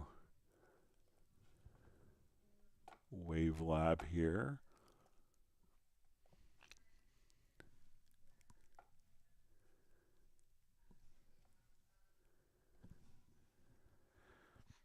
All right, so let me just do some processing. So I'm going to duplicate the track version.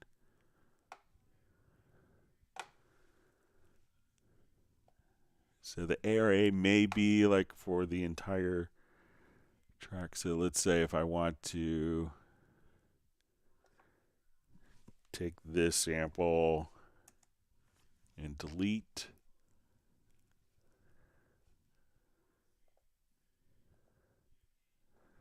So when I come here, I could see that that sample was deleted.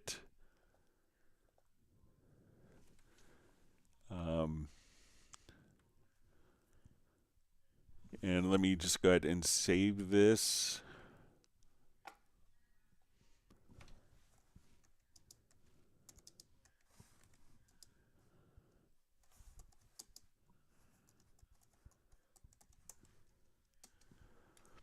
Okay, I'm going to close this project.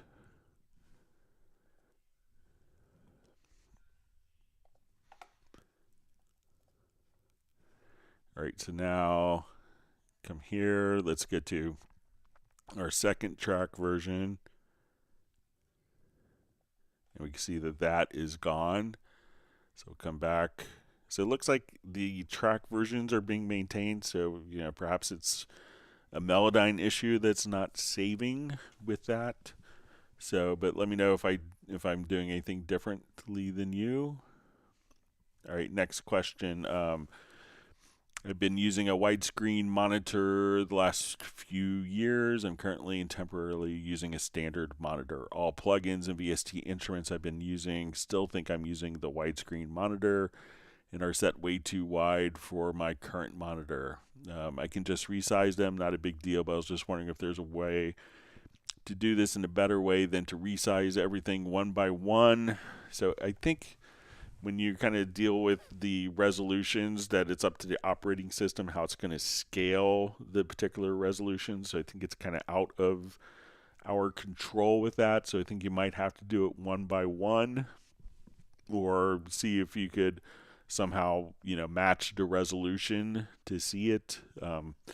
But probably if it's off screen, you know, you could probably just come over here and just choose to maximize, and you may have to just kind of scroll over, like, you know, with the overall project. So if this was extended farther, so you might have to scroll, but I don't think that I think it's kind of the Windows management is going to be more of an operating system issue for that. All right, let me jump back to some live questions. I'm going to paste the link again.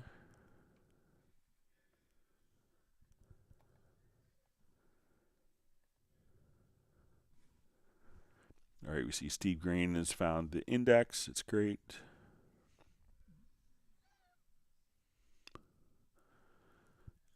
And just thinking of Dandelion's question about automatically trimming note event lengths.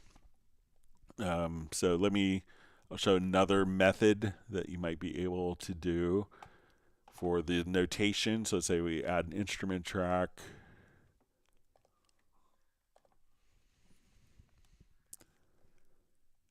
There is a length quantize setting. So let's say if I'm here in this part and I want to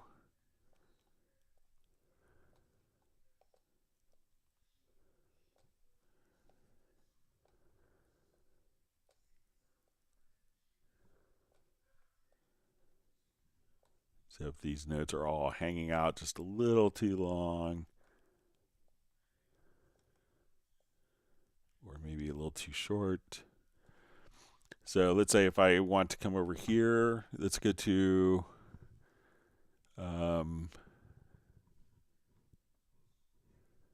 we go to advanced quantize. So we can say let's quantize the event ends So let's say I want this to be on the beat, so I'll make it a quarter note.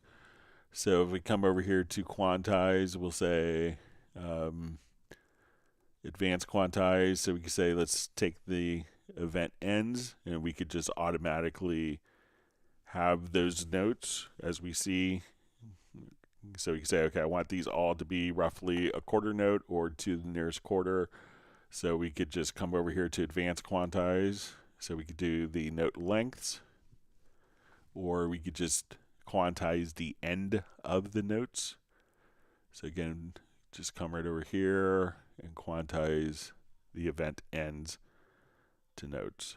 So that could also help in making your notation appear, but I would try the notations, the instrument settings. So again, to get to the instrument settings for the notation, we could just come over here to settings, and we would choose the instrument, and then you can see your display quantized options directly there.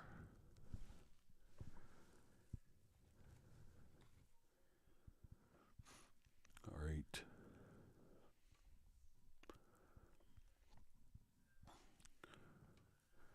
All right, so we see Uno Momento has to continue to work for a little while, and he's wishing everyone a happy Zoom meetup.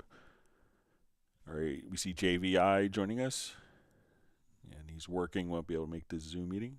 All right, Michael Teams has joined us finally, so wonderful to have you back. We missed you on Tuesday. He says he's sitting at Jacksonville Airport waiting for a flight home. He'll stay as long as possible, and he'll double up ice cream. So hopefully you're returning from a cruise or a nice vacation, Michael. All right. So we'll see if there's any other questions that sneak in. Otherwise, we can just sneak over to our Zoom a bit early. I'm just going to get a quick drink of water and turn my lights on before the Zoom. Hang on just 1 second. I'll be right back. We'll see if there's any other questions before we migrate over.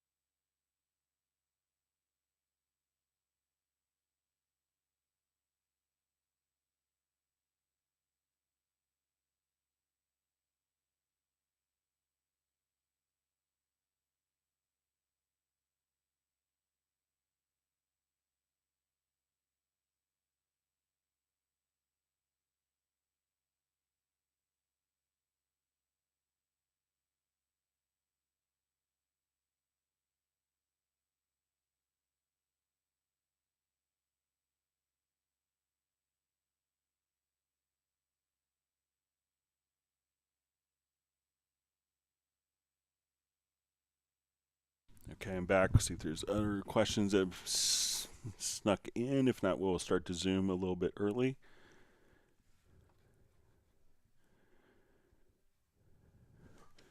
All right, so I'm going to go ahead and start the Zoom.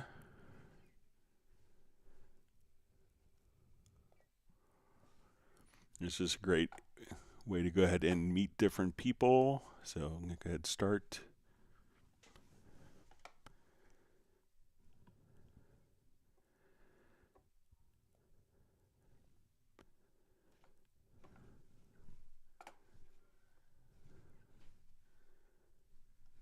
All right, so Jan. See John Barry. See Vince.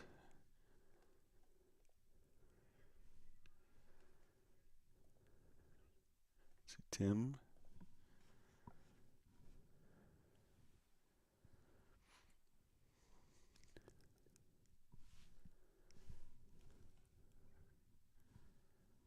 Hello, hello. Hey, how's it going? Good to see you. Good. Hey, Michael. This is what Michael Marshall looks like. right here. All right, we see Val just saying on the live stream he learned a lot and definitely knows how to print and render in place now, so that's good.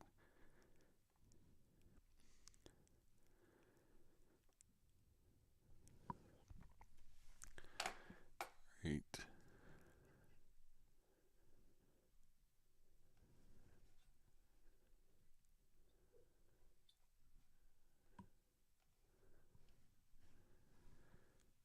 All right, have more people come in.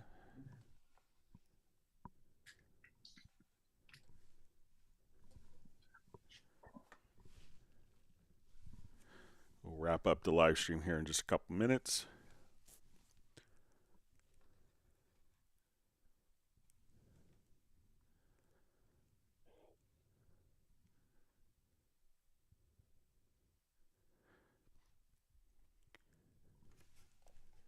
All right, we have Thomas Van Dyke joining. All right.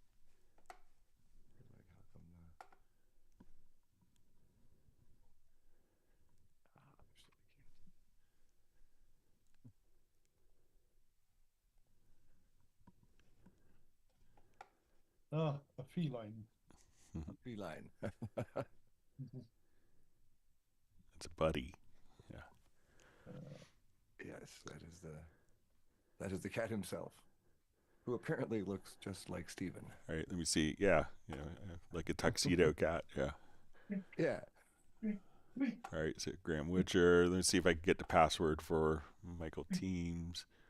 Come up, up, up, up, up, up, up, up, up, up, up, up. Can you see her? No, you can't do it. Come here. Oh, your cat was invisible on your or your pet was invisible on the green screen. Yeah, with your background. That's Sneaky Venus. space dog. Well, that's perfect name. She is called Venus. She is the goddess of love. Okay, well, I was thinking Venus as in the planet, it disappears like in space. So, and you've got the background of, I don't know.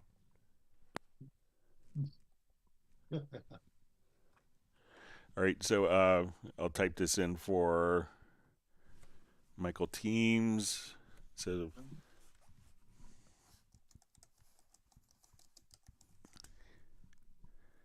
meeting ID is 865 0825 1181. It's good to see everybody. Password 083 191.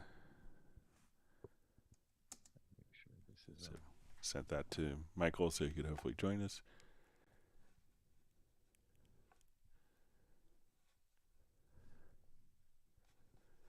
I see lots of serious rigs going on in the background here. Yeah, it's an impressive group here. All right, Gareth. Screens for Tim. Vince seems to have quite a bit set up over there. All right, great to see Graham. Wonderful to have you on. Yeah, right. Hi, Greg. Well, hello. Now Vince is showing off with butterflies like that. He's had too many Zoom meetings at work. Yeah. I've just had too much coffee. Meetings at work. Yeah. Yeah, I have had too much coffee as well. That's for sure.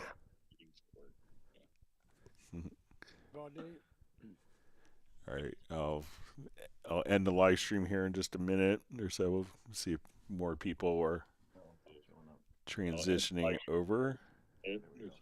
See if more people are transitioning over.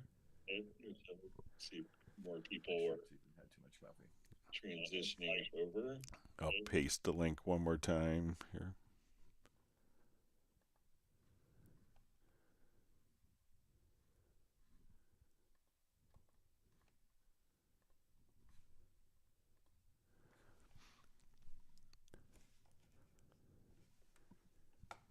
It's always a treat to see all the faces. Yeah. Yeah. Especially mine, right? Especially. All right, so I guess we will go ahead and wrap up the live stream. I want to thank everyone for being on the live stream.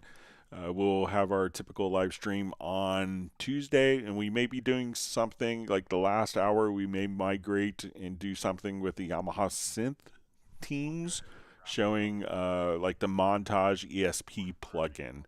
So we'll we'll have probably discuss it more on Tuesday, but we may migrate just a little bit early than our normal 4 hours. So, and we can take a look at the new Montage ESP plugin, which is pretty exciting. So with that, I'll go ahead and end the live stream. Thanks for everyone joining us. Everyone, please stay safe and healthy and have a wonderful weekend. And if you need the Zoom invite, if you're watching this after, just please feel free to email me at clubcubase@steinberg.de, and we could send the link. With that, we'll say goodbye. Everyone, please stay safe and healthy, and we'll see you back on Tuesday. Thank you.